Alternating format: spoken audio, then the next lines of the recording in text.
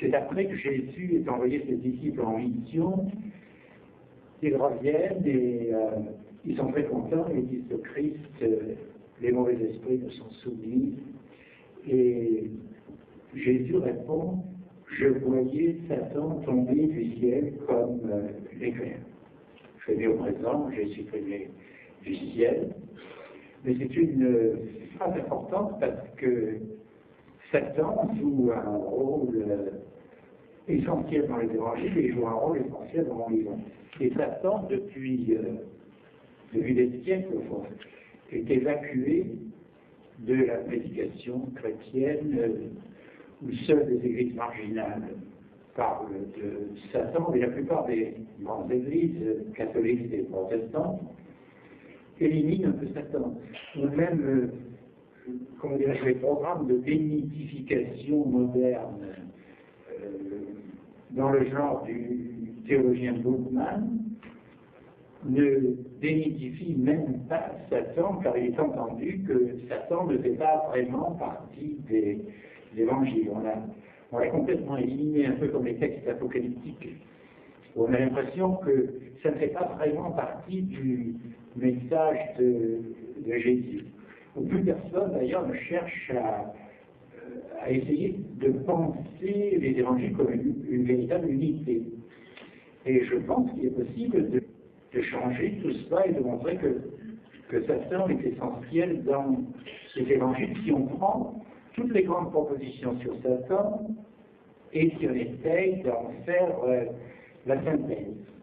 Et alors, Satan, très vite, lorsqu'on obéit à ce qu'il nous suggère, qui est toujours un désir, n'est-ce pas, se transforme d'un seul coup en adversaire. Il devient, tout à coup, le séducteur devient rébarbatif. Le seul Satan dans le monde moderne se souvienne est toujours le séducteur. Mais il devient rébarbatif et il s'oppose à vous. Autrement dit, on le rencontre comme un adversaire sur son chemin. D'ailleurs, c'est le sens du mot diabolos. C'est aussi le sens du mot scandalon dans les évangiles. Et si on regarde de près les textes, évidemment, il faut faire des analyses précises, parce que moi, ce qui m'intéresse, ce sont les analyses textuelles précises. Et Satan se transforme en adversaire parce qu'il est le modèle qui se transforme en rival. Il lutte contre nous. Pourquoi y a-t-il des interdits? Parce que les hommes ont tendance à toujours désirer les mêmes choses. La sociologie moderne, le marxisme, vous dira que les hommes désirent les mêmes choses parce que les choses sont rares. Mais là même où les choses ne sont pas rares, les hommes désirent la même chose et ils ont tendance à se battre pour ces choses. Et plus ils se battent pour ces choses, plus ils les désirent. Et plus ils entrent dans un cercle de rivalité qui leur donne l'impression qu'ils sont très différents les uns des autres et qui en fait les rend toujours plus semblables les uns aux autres. Alors c'est là qu'apparaît, à mon avis, le processus vraiment c'est-à-dire qui se transforme littéralement en double, n'est-ce pas? Et ils se heurtent sans cesse l'un à l'autre. Chacun est pour l'autre le diable, le suppôt de Satan. Et Satan aussi, il y a des paroles beaucoup plus étranges sur lui dans les évangiles qui disent la question que pose Jésus aux gens qui lui reprochent d'expulser les démons par Satan. Et il dit comment Satan peut-il expulser Satan? Et cette question, il faut lui donner une réponse positive. Satan fait cette rivalité qui se renforce, qui se transforme dans la communauté avec une crise. On voit bien dans les crises politiques, les crises familiales, les communautés qui entrent en crise parce que le type de désir dont je parle se répand contagieusement comme une peste. D'ailleurs, l'image des mythologies pour parler de ce désir, c'est toujours la peste.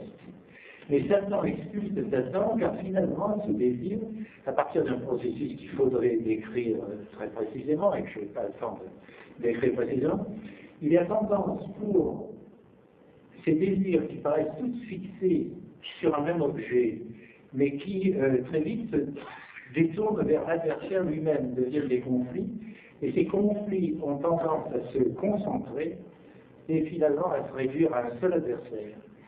Et ce seul adversaire, c'est celui que j'appelle le bouc émissaire, n'est-ce pas, qui, lorsqu'il est expulsé, donne l'impression à la communauté qu'elle s'est débarrassée de son mal. Et cette impression est vraie en ce sens que la communauté est vidée de toute hostilité vis-à-vis des semblables. Par conséquent, une certaine paix s'instaure, qui n'est pas durable, évidemment, mais qui, à mon avis, est l'origine de certaines formes de secret, de certaines formes de religieux que le christianisme, comment dirais-je, traite de façon négative, certainement, mais le religieux lui-même n'est pas satanique. C'est satanique, c'est le type de transcendance qui surgit. Lorsque vous vous attaquez à un bouc émissaire en lequel vous croyez vraiment, c'est-à-dire vous croyez vraiment qu'il est coupable, lorsqu'il est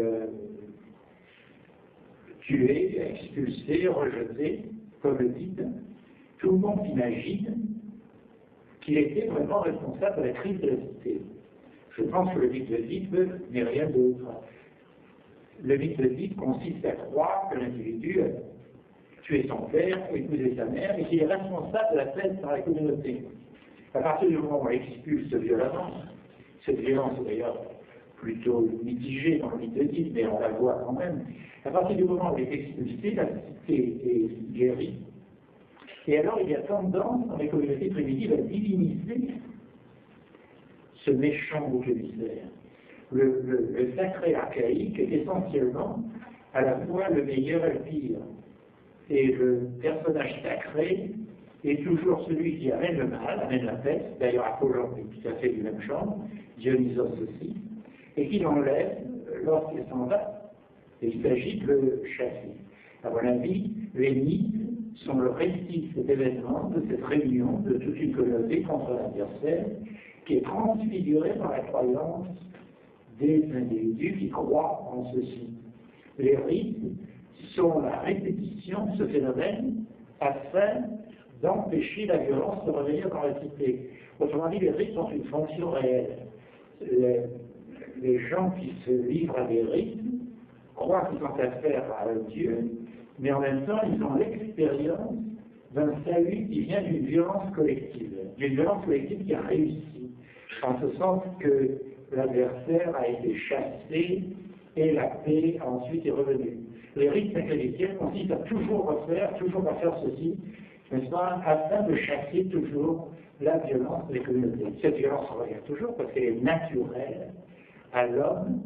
Le christianisme dira que ce qui est naturel ici n'est pas vraiment naturel, en ce sens que l'homme est pécheur parce qu'il est malade, parce qu'il y a le péché originel. Mais l'anthropologue, lui, ne peut pas dire ça.